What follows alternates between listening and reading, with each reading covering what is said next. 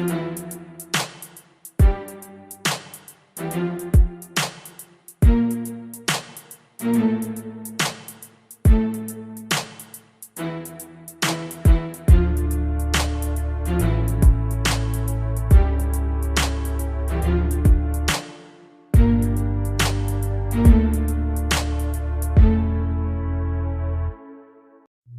friends, welcome to the Strangers in Common podcast. I hope this finds you well, and if you're not well, that's okay. I'm still here for you. A couple quick notes before we jump into the episode. So, you might have heard we have new music, which I'm really excited about. It's a piano cover of the NF song Just Like You, which is a great song. If you haven't heard it, go listen to it. The piano cover comes from a person called Music Help Dude. They have a website, musichelpdude.com. They let me use the portions of it that I used. They do piano sheets, stuff like that. They got YouTube content. Definitely worth checking out. Also, I mentioned in our little introductory to the season, there was a couple production issues on the episodes. This is one of them. We dropped and then got back in twice. You'll hear that in the first 10 minutes or so, but it doesn't take away from the episode at all, just so you know what's going on with it. I believe that's it. So we'll go ahead and get to know somebody that you don't. And today it's going to be the first part of Mala. Hi, Mala. Can you hear me? Yes. Hi. Thank you for joining me. I appreciate that. Oh, you're welcome. Thank you for having me. Of course. So we'll go ahead and jump right in. It's your time, so I'll let you tell your story however you see fit. If I got to jump in and probably interrupt you with it. So wherever you'd like to start is perfectly fine with me. What are you most interested in knowing? Well, just your life and your experiences in general. So I know that we talked really briefly about that you moved from India, right? To Yes, I pursue your grew up career. in India. So how was that growing up in India? Because obviously I have no experience or anything like that. Okay, so let me start there. Um, I was born in Bombay, which is now renamed as Mumbai, but the old school me still calls it Bombay. Right. Um, we when I was born to into a family that has three brothers, no sisters. And it's weird that by birth itself, I was sort of breaking some rules because my father has two brothers. There are three brothers. My grandfather also has brothers, and my grandfather told me that for as long as he remembers in his ancestors, they were all men. So they were Oh, not expecting a female child to be born in that tree. So when I was born, there was a little shocker that, oh, here's the first female in the family. right. Um, I grew up in a family of 11 Oh, wow. in a house that was probably 900 to maybe 1200 square feet. So Yeah, we that's pretty were, small. yeah. I mean, the houses in Bombay are really small. The concept of joint family is still pretty prevalent. So I grew up with my grandparents, my uncles, their wives, us, my cousins, all Oh, wow. together in the same house, under the same roof, with one kitchen and one bathroom. Oh, geez. Right. That definitely. The the good part about it is me and my cousins. My cousins are not. They're my real brothers. They're not like cousins to me. Okay. So we all are really, like, at least our generation is really close.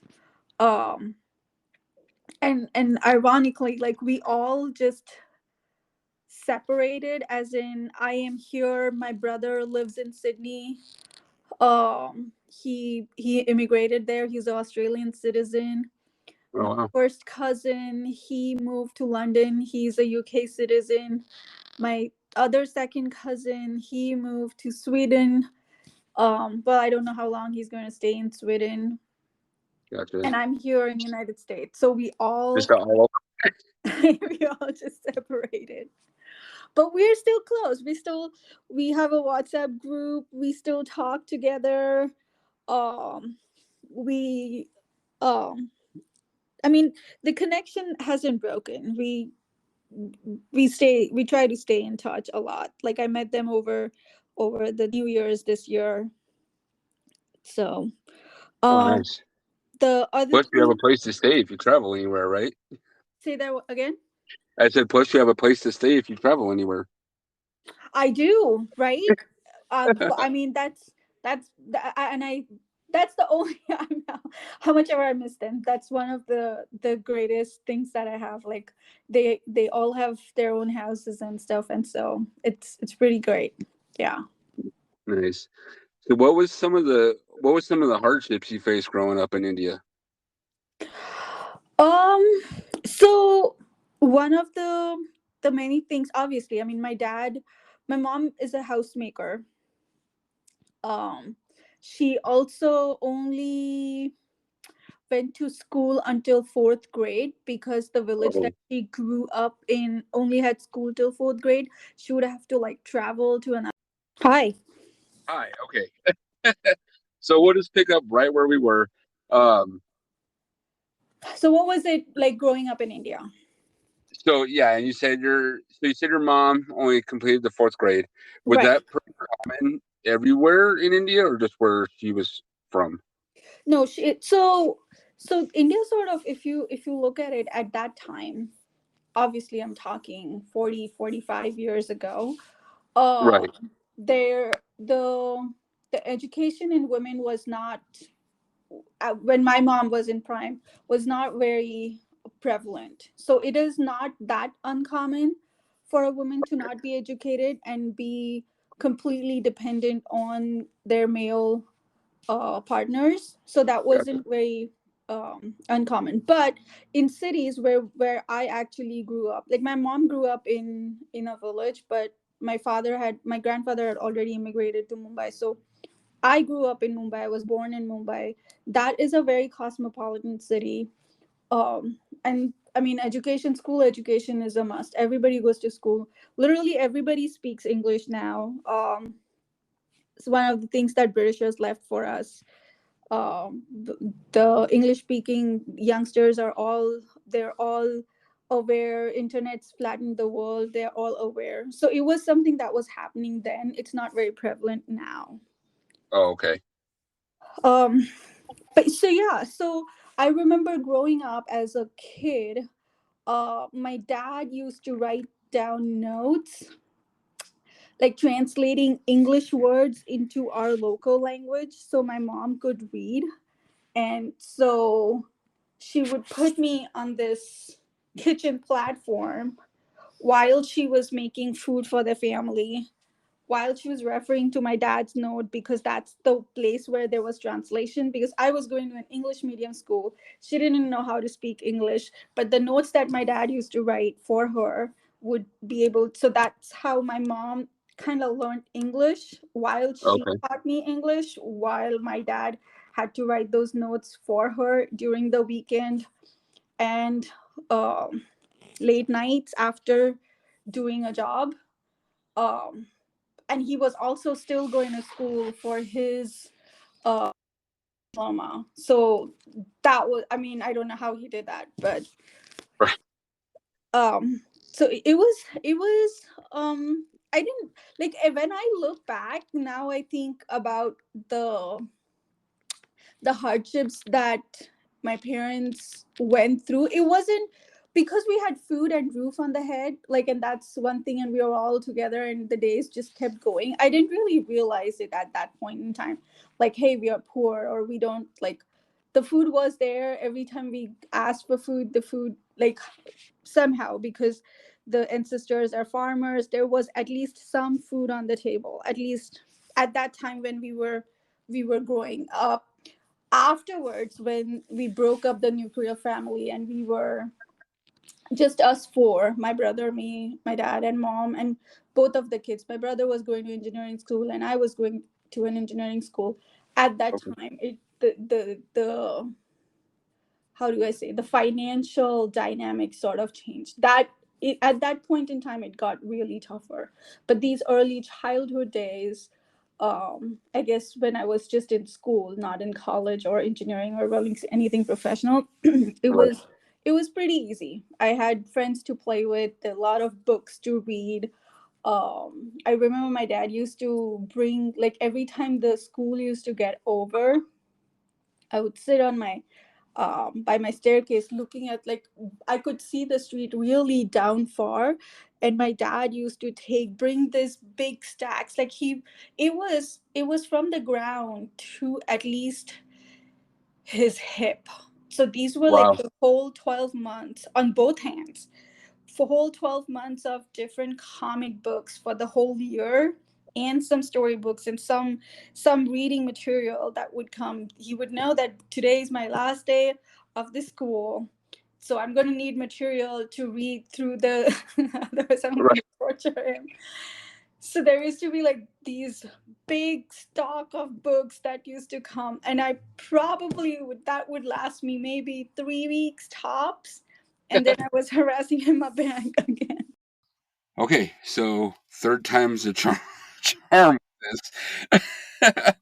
And what does pick up right where you were? So you were talking about, I believe, your summer reading materials. So I think I was talking about how my childhood was. Yes, correct. You Our were. childhood, um, and the fact that I was just young. We didn't realize. I didn't. At least I didn't realize that I was poor until much later in life when I started going to college and stuff. Um, at least at that point, like, the school that I went to, we also had a dress code. Okay. And so, well, I should have guessed then. Now in hindsight, like, as I speak it out loud, I'm realizing my grandmother used to make my school dresses always a size up, because she's like, you're going to grow into it. Okay. And so every year of the school, my dresses used to be like flabby, just a size bigger. And I would always complain to my mom, like, why are my dresses? And she's like, this is not an argument you're going to have with me. Talk to your grandmother. She's the one who stitches them. I'm like, grandmother, why do you? And by the time I would be appropriately fitting in those dresses, they were so worn out that it was time. For another one. Another one. So all throughout the years, like, this is the thing that happens in poor houses, right? That they stitch your dresses because they're going to be only two dresses that you have, and both of them are a size and a half bigger than what you are, and all, just like, to make it just to make it last, I'm assuming, right? That was the point of it.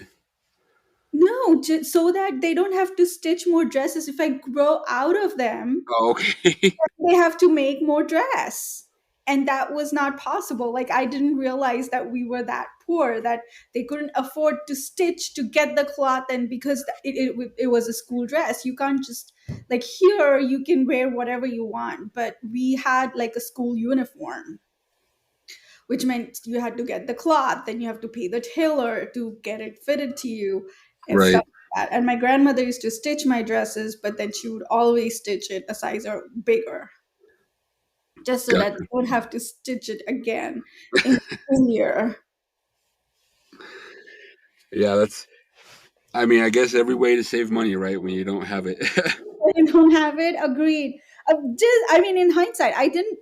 Now that I'm saying it out loud, I realize it. That's probably why she was doing that. But I always used to just complain, why do I look so frappy and why my dress is never fitting right? They will always fall off the shoulder and I'm always pinning them up, and like the shirt's shoulder is always like by my sleeve, not really on the edge of my shoulder. Gotcha. Yeah. Um but in school too, I wasn't like a really an A student either. I would say I was really a mediocre student. Not nothing too great on grades. Nothing. I was not failing, but I wasn't acing it either. I would just be just making it enough to where I'm not getting in trouble, but then I'm not in top cream of the class either. Gotcha. Um, Middle of the road. right, middle of the road. Like no, avoid the drama. I also remember this because I love cooking. I remember one of the like this is one of my sort of first memories growing up. Like my grandmother, one day she's like, "Oh, go in the kitchen and make like we make bread. So the dough to make the bread has to be kneaded." And so she was asking me to knead the bread dough, like the chapati. We call it chapati. It's a wheat flour that you add some oil and some, add a very little tiny bit of oil and water and some salt, and then you knead it. And because the family was so big, it was used to be huge quantities. But then she also had like three daughter-in-laws, so I would never be in the kitchen. There were already three people in the kitchen, in a tiny ass kitchen. I'm like, what am I doing here? Like, why should I be the one? I want to go out play. She said, no, you are a female, and one day you're going to be a wife to somebody. You need to learn how to cook. And that day I'm like, no. I try to slip out, and grandmother's like, nope, you are not going to school tomorrow. Well, I went, I went when I needed that. I'm like, no, I cannot stay in the house. This is Right. not happening. Where's my freedom? I rather go to school. And so that's where my learning for cooking started. I'm really good at cooking. Oh, okay. Nice. But that's, I think that's where it started, because once she got me in the kitchen, then that was just the starting. She made me learn all the other stuff too, but I think once I got the hang of it, I'm like, okay, this isn't really that bad. um but it had to be Cooking, forced at me. right. Cooking's enjoyable under the right circumstances. And that was not the right, that was so forced. And Right. I remember it's a family of 12. That was a big ass dough, right? I I can imagine. And yeah, and so I'm like, and these tiny little hands are trying to grab all of that dough into in that pan that I was trying to like. I'd never done this before, so my hands were all just crappy, and half the floor was on the ground, and it wasn't a pretty sight. And the other three women are just standing. I'm not getting in between your mother, your grandmother, and no, no, I don't need to be in this drama, whatever is going on here. Right. Because apparently, like in Asian families, like the eldest one in the house kind of gets the makes all the rules. Oh, okay. It's a thing of respect, um that you don't back answer, you don't raise your voice to elders. We also, in India, we also touch feet of our elders, like you actually touch and you take blessings from elders. That is not an uncommon thing. It is throughout India. You just bend over, touch the feet, and take blessings. So, out of curiosity, what does that symbolize when you're touching their feet? You just taking blessings, as in they. So it's a mark of respect. It's a mark of Okay. respect. It's um it's also, I mean, like for your loved ones, you know that they are always going to be on your side. But like, if it's your distant uncle or somebody, it's a mark of respect that you just, um how do I say this, what word um comes to mind? I mean, that is, I think that summarizes it. It's a mark of respect that you take the blessings. You acknowledge that you are they are elder. You are not you're younger to them, and that they have more knowledge than you do, and Okay, so you just take the blessing. gotcha. That makes sense. Acknowledge was the word I was thinking when you were Yeah. saying that. So then, because you said, did you guys go? You and your brother went to university in India. I'm assuming. Yes. So we all four of us did. We all went to Bombay University. Okay. So like, this, the childhood stories, right? The books, and the fact that my dad was writing notes, and sort of, there was a line that was in English, and then there was a line that was in my mother tongue, so my mother could read out questions to me for making sure, because he's not going to be there, he's also doing his school. So my mom used to teach me. In India, it is like, as the difference in growing up in India and here, like, we were, and this is again, I'm not saying that I was tortured, I'm not saying Right. that it's an uncommon practice. It's a very common practice. I don't think it is common now.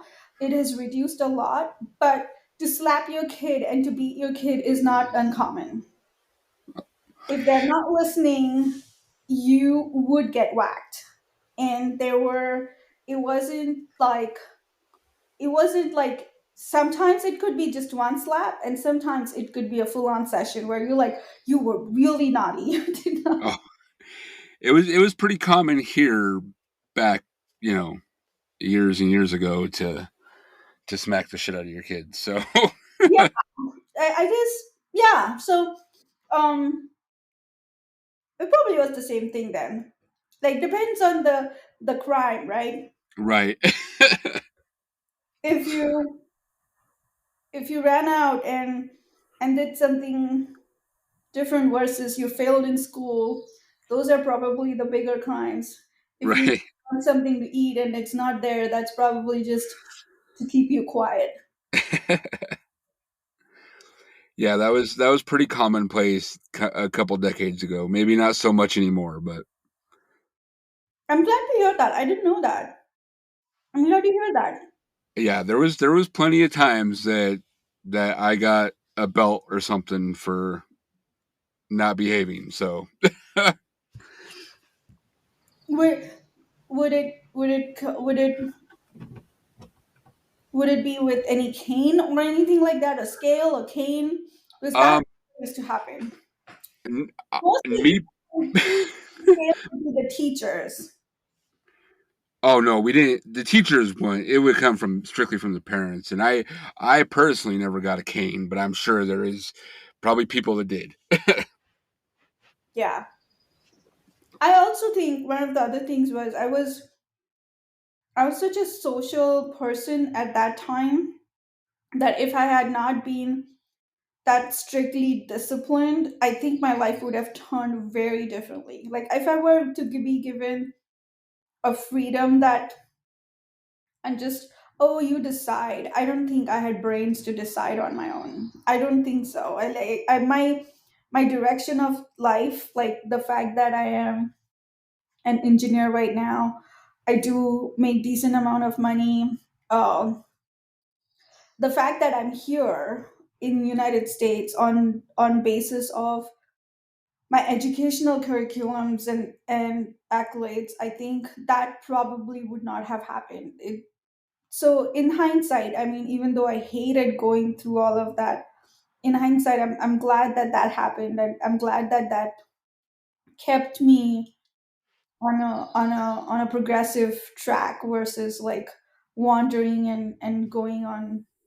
And there were a lot of distractions. So So it would have changed my life path if my parents were not paying as much attention as they did. So now, do you have kids currently? No, I don't. You don't.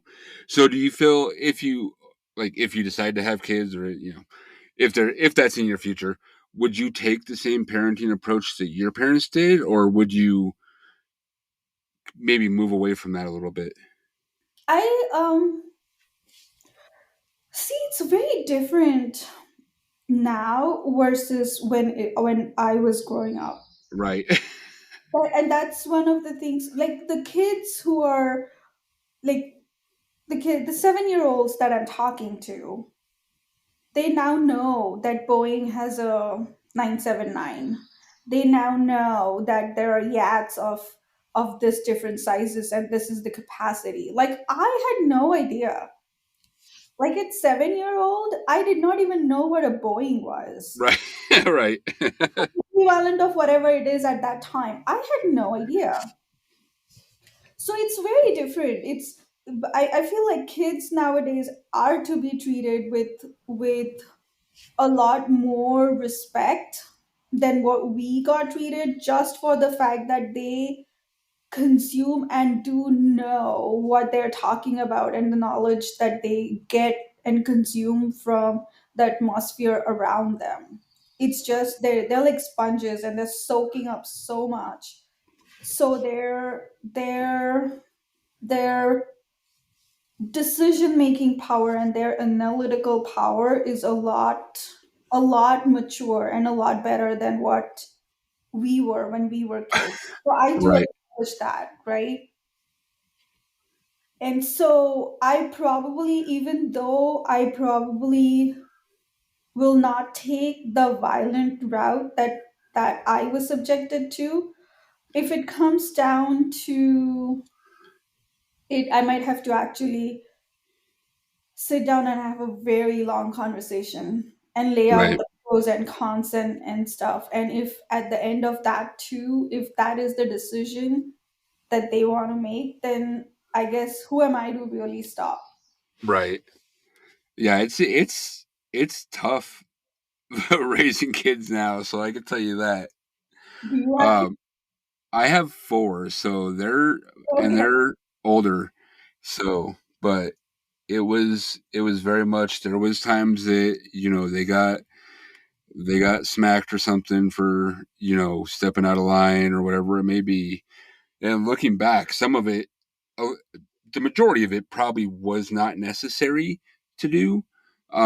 It was just kind of what I knew to do, if that makes sense. Right, right. Like that was the only means you knew to get the results you wanted. That correct. So it's great to hear that you came from that, and that to maybe move in a different direction than that, when that time comes. So with still being in India, you said the money got tighter, especially when you guys went to the higher education and stuff. Um, what kind of struggles did you have through that time period? So let's like in a bigger scale try to um However you want to do it. yeah, like let's try to draw that out, right? My dad was obviously paying for the mortgage for the house that we were living in, the house that we I grew up in as a child. That was a government. My grandfather was a government employee, so the government had given us a place to stay. So all my two uncles and us, we were all under grandfather. We were living in the same house, but then grandfather retired, so we all three of the uncles, the three of the brothers split up, and so my dad had to get his own house. So he had his mortgage. My mom was a homemaker. She is still a homemaker. They both are alive, thank God. Both my parents are still alive. They both live in Bombay. Honest. So that was one. Then my education and my brother's education, both of us at one point in time were both going to engineering school. So it got really tight at that time to like pay two engineering fees, uh, which is costly. I mean, two kids in college. Uh, Right. though we were living at the house and um, we were in the house, like there wasn't a housing cost, but there is travel cost, the books, the just the expenses that go with it. We I remember the because my grandfathers and my grandfather's fathers and others were farmers. I remember we used to get a big bag of rice, and there were months together. The only thing that would be cooked in the house is different versions of rice. Like sometimes you flavor it this way, sometimes you flavor it that way. Like, but they were all just different. Rice and lentils, rice and lentils, rice and lentils, like every day, just tasting a little different because the Right. spices that were added in it. But it went on for months. Wow. um to But then, and that was one thing. But then on the other side, I also remember, like, within between the resources, like, because if I needed an extra class, like, hey, the college professor is not teaching and I'm not understanding, and I need extra tuitions, and there were private tuitions that were available, and I'm like, I need help with this class. So anything outside of that, if there was any savings and stuff that would come, they would, and if they were to be divided between me and my brother. My brother still jabs me of this, like, remember, every of the resources, if there was a room for resources, you got the resources. Like, if it was between it's between and I'm the eldest, right? She's like, you were elder, but they didn't, like, they were like, you're a guy, you will survive. She needs all the belts and whistles, she's going to need all the help. So that that was their explanation to him, like, why am I not going to the extra class, and why does she get, and over the years this happened quite a number of times, like, to an extent. Oh, I remember and he remembers, and now that when we talk, he's like, you got all the resources, don't you? And he means it with all his love, like, he's just jabbing, but it's still a point of thing that I'm like, it is right that my mom and dad did make decisions in my favor, because, and the reason I say this is because I'm like, very, my story is very different than an ideal Indian girl story would be. Like, if this were to be written in a textbook manner, I would have been like, after my school was done, and if I wanted to do engineering, maybe I would have gotten it, but then I would have gotten married, and I would not have been able to come to United States as a single woman. Like, right. those those things did not happen at the at the how do I say it, like, maybe in a very well educated families and very well resourceful families, and people who were elite, um considering what my dad was doing and my mom was just a homemaker, hadn't gone to school, in families of our financial level, that Right. did that did not happen. Like, a single woman of my stature would not have been able to, like, make her way in United States as a single woman. Like, you get married and go with your husband, we don't care, but you want to go to the Wild West alone as a single woman? No. Yeah. So so was it just work that brought you to the US? Yes. Okay. Yes. I worked a couple of years. I worked a couple of years in India, and when I was doing pretty well, and like, in those years, like, if I hadn't come here, what other things that were going on in my life during that time was to find alliances for me for marriage, and that time of my life is just something that, I mean, I can write a book about what was going on. And I think if you ever watch shows like the on Netflix, which are called Indian Matchmaking, and There's another show by Karan Johar. Karan Johar is like a considered David Fincher of Indian community. Okay. Very well known director. He's made a lot of Shah Rukh Khan movies and stuff. Very accomplished. So he also has a TV show about where he um talks about what is the show? I forget the name. But he also has some love show TV show, and there was a doctor who's like, well, we still have to. So okay, I'm sort of getting ahead of myself. Yeah. Okay. Let's talk about how these alliances sort of work in India. Sure. They usually now, and I again, I am 46. I'll turn 47 this December. Okay. So I am talking 20-25 years ago, right? Right. The Right. drastically changed now. The youngsters usually refuse to do these things. I just did not have much voice at that time. Culturally, that was not acceptable to like talk back and just walk out of the door. So I had to do these things. Not that they were, I was accepting of the culture, but it was still happening. And it Right. might be still happening in big scheme of things, but there are people who do not accept it and walk out on this. So going back to my original point, what really happens in India, if you are looking for a marriage alliance, that would be usually brought to you by one of your, like, you actually tell people you know that, hey, we're looking for an alliance for our daughter.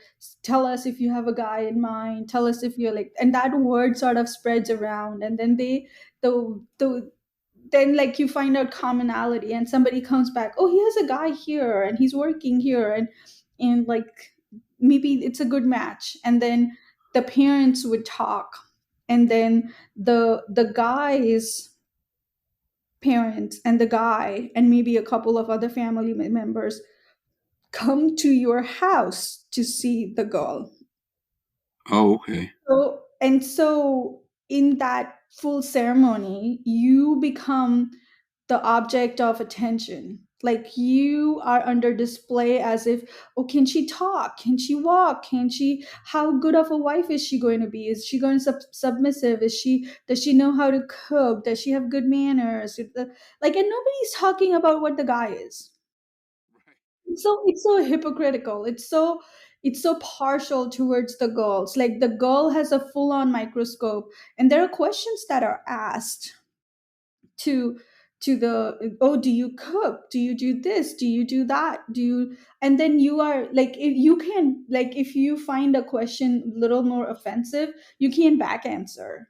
Like you can't, because that sort of comes back as, oh, your parents didn't teach you to be humble, huh? Oh, wow. Okay.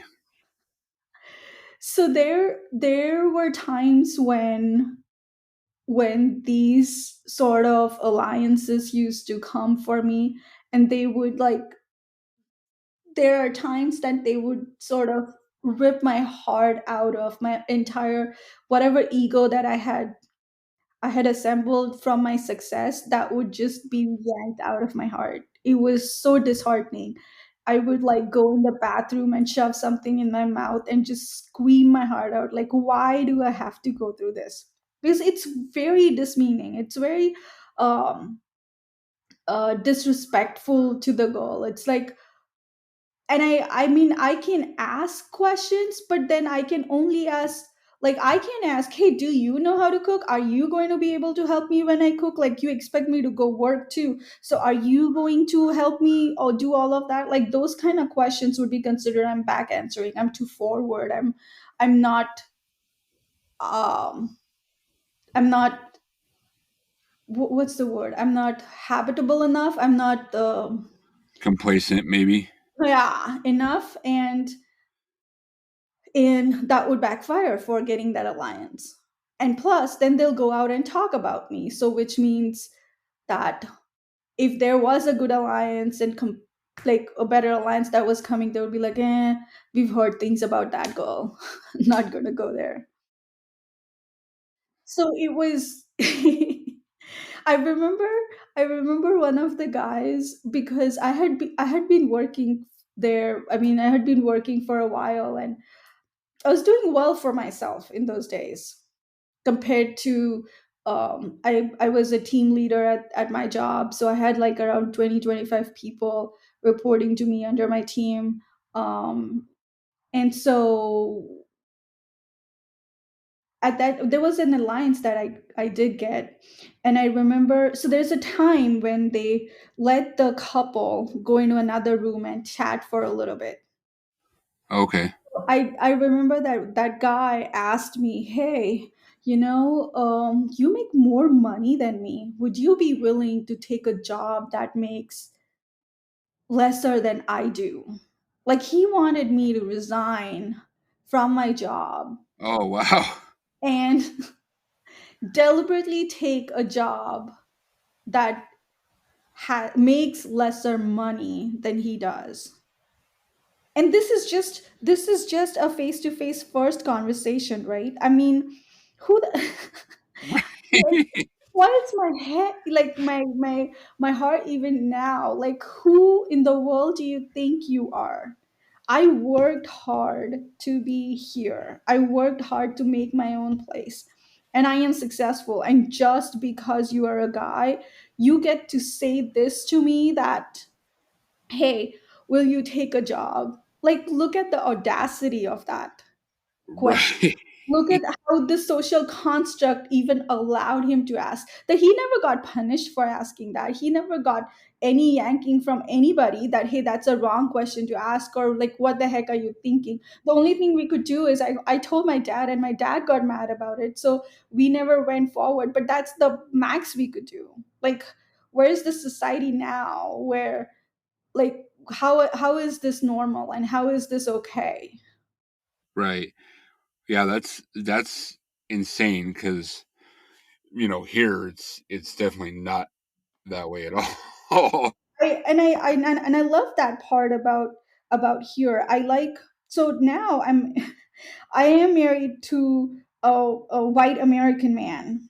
I don't know if Jared ever told you this, but my husband that I eventually now, we've been married. I know him for 10 years. We've been married for 6 years. Um my husband is a, for lack of better word, he's a white guy, and he's as white as white gets. No, I understand that completely. I Right? get it. 6'2", bald, tattoos, white truck, a cap, a French beard, uh, just a typical California white guy, right? But I mean, we don't have fights about these. We don't. We ever. We these are not the things that we argue about, and they shouldn't be. Like, Right. how does that matter? Tomorrow, if I get crippled, then I wouldn't be making that much money, and then he's still going to support me. And that should have been the thought at that time too. Like, if you want a life partner, like, are you really going to do, like, I don't know. But that was, at that time, it wasn't uncommon. It wasn't. The other times I was also asked for a dowry by a guy who had not even completed school yet. He was still, agreed, he was doing further studies. I mean, he was post, I think he was in his master's or a PhD program, so it was further along. He was a lot further along, but he wasn't doing any job. He was still working, and I was making money, but I was asked for a dowry. Oh Like, wow. you marry a guy who still is in school, who doesn't have a job and doesn't do anything. Like, I mean, like I said before, like, I have so many of these things that I went through during those days that I was like, no, it's not like, this is not going to work out here. Right. It is just not going to work out here. So when I got the opportunity to, like, come to United States, I was like, at least I'll be in a country where it's a little free.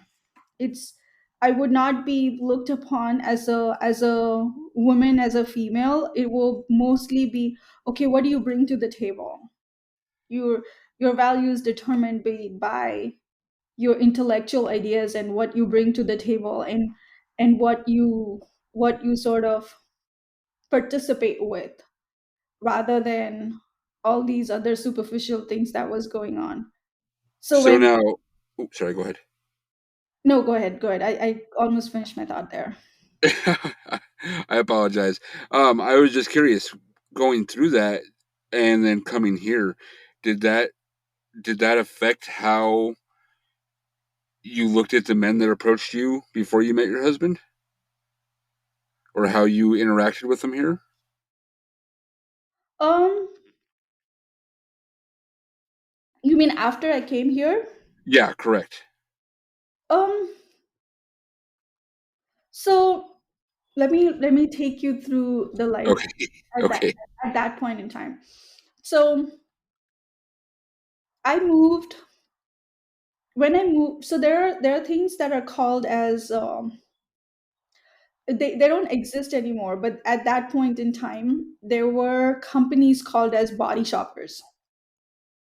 And what that meant was that, uh, there would be companies who would bring you in on a work visa, even though they did not have a real job for you. As in, they were shell companies.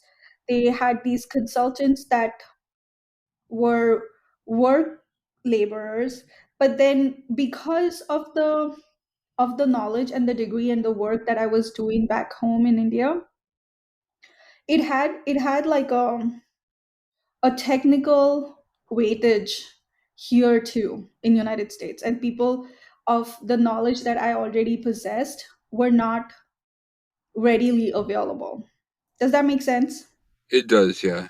So the technical knowledge that I had, he brought me up on that basis here, but I didn't really have a job. Like, they are shell companies. So once I got here, then I had to sort of look for a job for myself and keep myself employed. The way they make money out of this is because I am not an independent consultant and I'm on a work visa. They take a percent of your hourly wage. Oh, wow. So, and so they process all of your stuff. They jot you down as an employee of the company, and then I become a consultant of the company, offering my technical services to different other workplaces, um, where then I go and solve their problems, on the financial systems, so that I get paid, and as part of my check they get paid. I see. Okay, that makes sense. Right. And I mean, the current job that I do for Deloitte is sort of also like the same thing. It's not like they give me a set pay, but you're still a charged consultant to another company, Gotcha. right?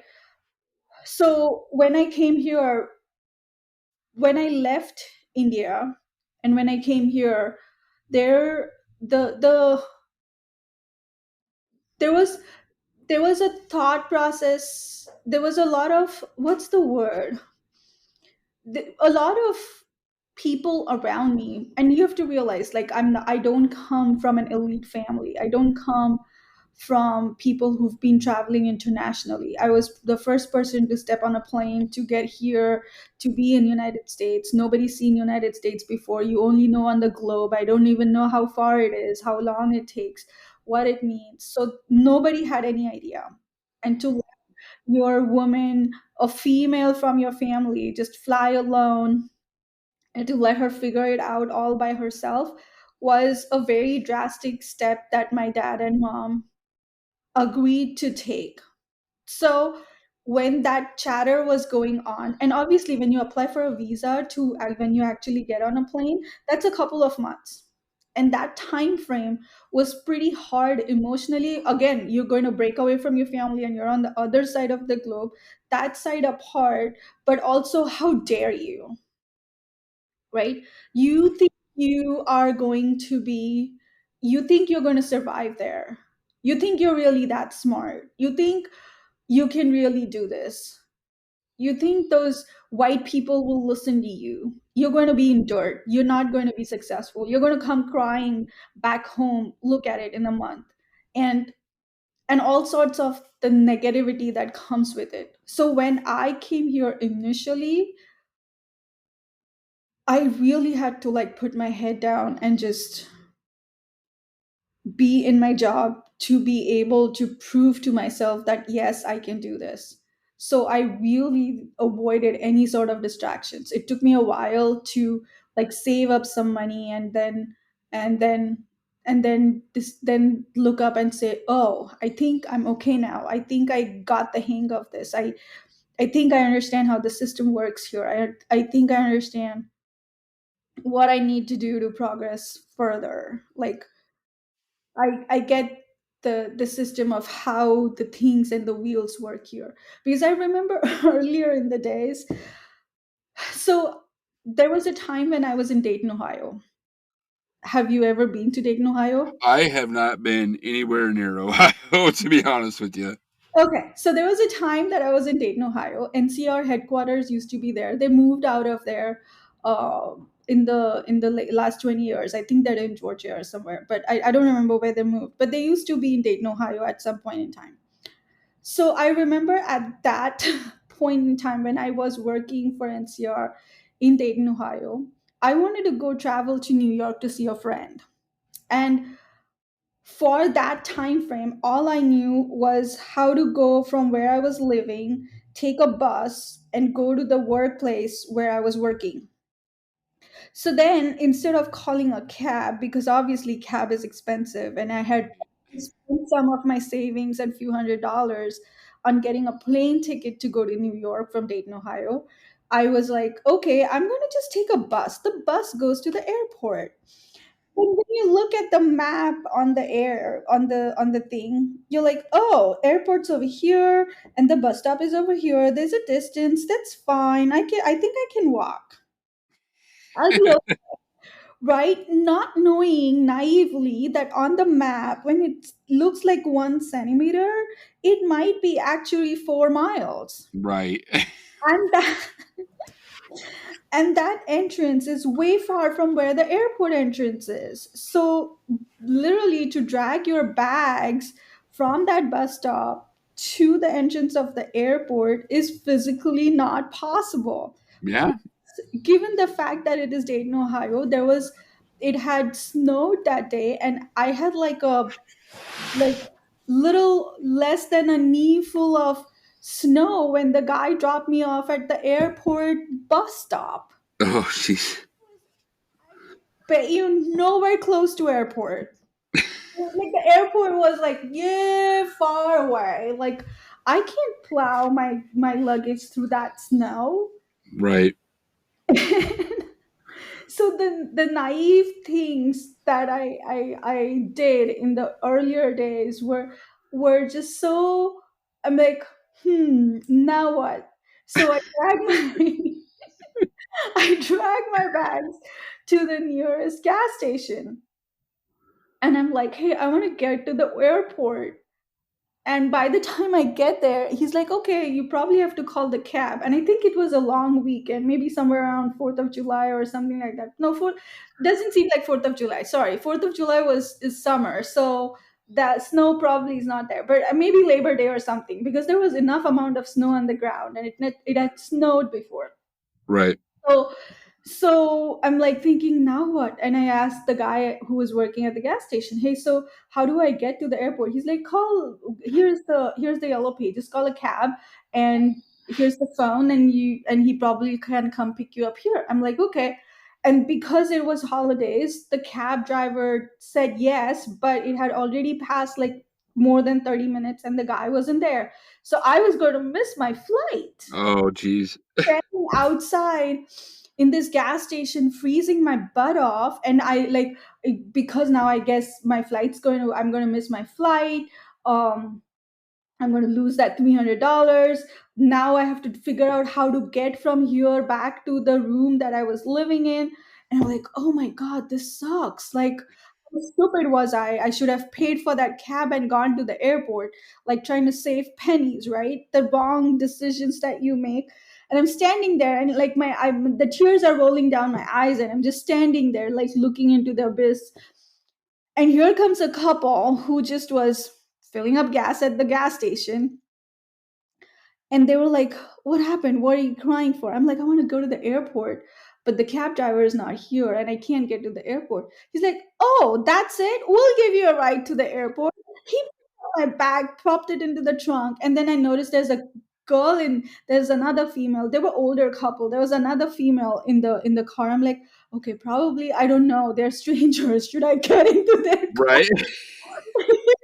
Sure, but then they looked, they were much older, so I did, and then they did drop me off to the airport, and that was like the time when I touched their feet. I'm like, "Thank you very much. You have no idea what this means to me." So I'm so glad that I never met them again, but I was so glad that they helped me out. And I mean, in big scheme of things, this is just one story that I remember on top of my head. There are like so many other stories. There are like so many of just general acceptance in American culture. To answer your question, hey, what was it like when you come, the guys and stuff? I was mostly soaking in the culture. Like, you think your country is divided into this Democrat and Republican, and you don't see the goodness in your country, but a person who Right. comes from outside, and they when we look at it in a very different fashion. Like, for that matter, without giving you the names and stuff, there is a music festival, a very well known music festival, that at one point in time there are tickets, because they charge like 300 $400 for a 3-day festival. Right. And they took, you can buy the ticket in installments. And so I did apply for that, and I was buying the ticket in installments. And then I moved, and I did not get like an email or a letter to make my next payment. And I kind of sort of did forget for a month between the move and other things, and life just gets done to it. So maybe for a month or two I forgot that there was that payment that was supposed to go. And so they had dropped me from that whole payment plan, and then dropped my ticket. But then they Oh. money the money, the few months of money that I was installment money that I was paying for the tickets, they kept the money too, and they said that your contract says that you will forfeit that money. Oh, that's terrible. And I was like, really? Like, how does that work? Like, you're just going to mug up that money from me? Like, and I was really mad, but I don't have time to go challenge all of that. Few years later, they were sued. And that was like 4 or 5 years later, they were sued, and I got my money back. I'm pretty sure I know exactly what festival you're talking about, but So, my point being, you think that your country has all these defects because you concentrate on this. We will never, we can't expect this kind of like, hey, karma gets you back, like sort of, uh, what's the word? Like being fair in the future. These kind of things just don't happen back home. right. So even though you think that all of the systems here are so crappy, they are really not that crappy. You have a full-on water system that gives you hot water, a press of the twist of a tap. That is Right. not true. The rest of the world still has to go to some place, fill their tank, come to the house, empty it into a tank so they get water. And some of the times that is also still not available. And I think honestly, you're right. We do take a lot of that for granted. And I can tell you, even talking to you, when you were talking about having rice for every meal, just different flavors, like, it clicked to me, like we take for granted that we have, you know, so much variety, like easily accessible to us. Like we don't look at that stuff. So it's good that you say that, because I was feeling that as well. Right? Like, as as Americans, and I'm not, I mean, the newer generation is entitled, that's a different story, but even as older American, you probably will throw a fit if you don't have hot water. You, I mean, what do you mean I don't have hot water? Like, you think that's your birthright. No, And that's fair. right? And that, I mean, that's how you were born, with the hot water in the taps. So you just have to take that for granted. And reality, dude, no, that's not true. The rest of the world still struggles to actually get clean water in their tap. They sometimes have to process the water that comes through the tap to make it drinkable. And I'm not talking remote areas. I'm talking cities, properly governed, properly, like, cities. There are still cities, big cities, and not, and again, this comment's not just India but otherwise also. There are Right. still cities, because there is some sort of fuel shortage or something, where they cut electricity, and they what is it called, they staggered the usage. Oh, right, right. So there are like blackout time frames that the whole city goes through, so that they plan it for the factories and stuff. And it's not, so, I mean, and agreed that you guys have worked hard for it, but when I look at the systems here, I'm very appreciative. Like, people, and maybe because I've, like, even though I have visited most of the states in East Coast, I have never really been, what's the word, racially harassed, Okay. right? I've never found anybody who, like, sort of belittled me. I don't know if that's because of my personality, that if somebody gets into that kind of conversation, I would probably never engage in that kind of conversation, and I know how Right. to walk out of that. Maybe that's why, one of the things. Like, I can sense where this is going, and I'm like, not my worth my time, and I'm just out. Or it could be that they just, they look at me, the way I carry myself, the way I talk, the way I propose my things, and I'm always smiling, or I'm always cordial, that they're like, no, this is a kind, nice person. Will skip her. Like, Right. she doesn't have to go through our BS rat. That could be the other thing. But I've never, like, I've always had people who, like, even as my movie making, which we'll get to, but even as my movie making, like, because as an executive producer, I had people more than 10 years. Oh no, he has been married for as long as I am. So we celebrated marriage anniversary of what my age is, Okay. right? So I have people on my team who are that older, to people on my team who were, like, also 10 or 12 years old.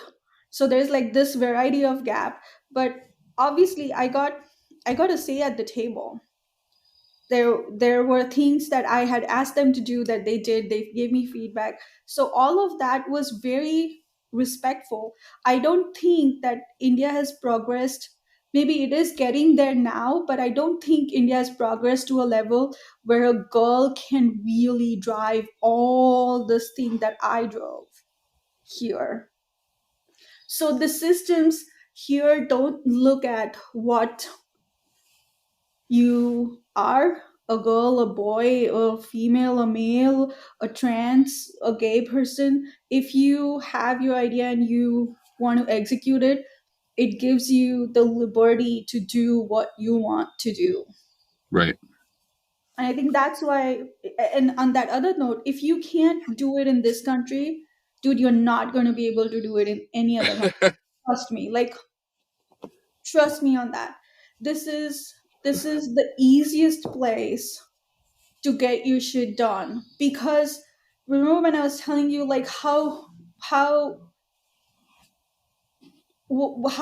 come you have audacity to pack your bags and go to the Wild West? Like, there could be people who could have, like, done things to me to stop me from going. Like, those kind of things also happen. Oh, wow. And that's crazy. Like, see, we don't. I guess as Americans, we're not told that stuff. We don't see it obviously on any news or anything like that because they don't cover anything like that. So learning that stuff is, you hear a little bit of it, you hear about arranged marriages, you hear bits and pieces of stuff, but you don't really know what's going on with a lot of it, like you said. So hearing you talk about it is way interesting and a little shocking at the same time. Good. Okay, so we're going to stop right there for this week. There will be more with her next week. And it'll pick up right in the middle of the conversation. So there's not going to be, there'll be an introduction by me for the beginning, but then we'll jump right back into the conversation where it was. Don't forget that if you guys can, or if you can get other people to send me a short little video to email or messenger or however you got to get it to me about the best advice you'd ever receive, whether it's business related, life, love, raising kids or pets, whatever it may be. Just send me a short little video. We're gonna compile them all and use it for a YouTube video, hopefully in a couple months, depending on what we get. As always, you can find me on the socials, Sticko Podcast on Facebook, Twitter, Instagram, stickopodcast@gmail.com for the email. Make sure you like my pages, subscribe to the podcast wherever you listen to it, Spotify, Apple, whatever it may be. Helps me out a ton. And we'll keep going on this journey with everyone. So until next time, be safe and don't be a stranger.